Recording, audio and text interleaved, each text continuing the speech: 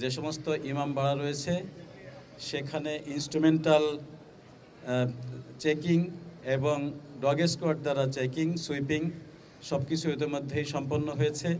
এছাড়া অনুষ্ঠান শুরুর আগে এখানে যারা প্রবেশ করবেন তাদের আর্চওয়ে এবং অন্যান্য সুইপিংয়ের মাধ্যমে এখানে প্রবেশ করতে হবে। এই ইমামবাড়া সংশ্লিষ্ট সন্নিহিত যে সমস্ত উচ্চ ভবন রয়েছে সেখান থেকে এখানকার নিরাপত্তা মনিটর করা হবে। সেখানে পুলিশ থাকবে সিভিলে এবং ইউনিফর্মে। এছাড়া তাজিয়া মিছিলের সময় মিছিলের আগে পিছে ডানে বামে ব্যাপক ব্যবস্থা রাখা হয়েছে নিরাপত্তার।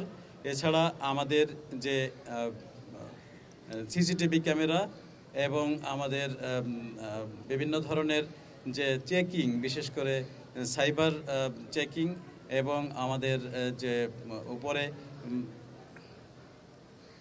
অন্যান্য যে সমস্ত নিরাপত্তা পরিকল্পনা নেওয়ার সকল কিছু নেওয়া হয়েছে।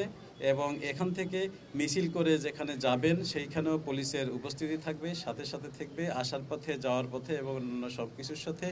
আমরা যারা অংশগ্রহণকারী তাদেরকে অনুরোধ জানিয়েছি তারা যাতে ছুরি, চাকু, দাহ্য কোনো পদার্থ ইত্যাদি নিয়ে এখানে প্রবেশ না করেন। এবং যেহেতু মিছিলের ভেতরে পতাকা নেওয়ার একটি বিধান রয়েছে, সেটি যাতে বেশি উঁচু না হয়, ইলেকট্রিক তারের সাথে যাতে সংযোগ থাকতে না পারে, সেজন্য তাদেরকে সতর্ক করা হয়েছে। তাদের সাথে সমন্বয় মিটিং করে সমস্ত নিরাপত্তা পরিকল্পনা গ্রহণ করা হয়েছে।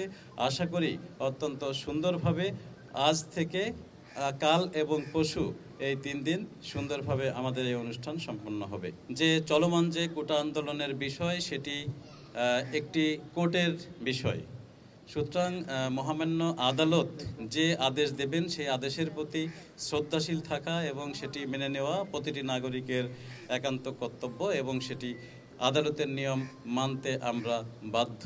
সুতরাং পুলিশ আমাদের যে সমস্ত কার্যক্রম পরিচালনা করবে সেগুলো সেটির প্রতি শ্রদ্ধা রেখেই হবে।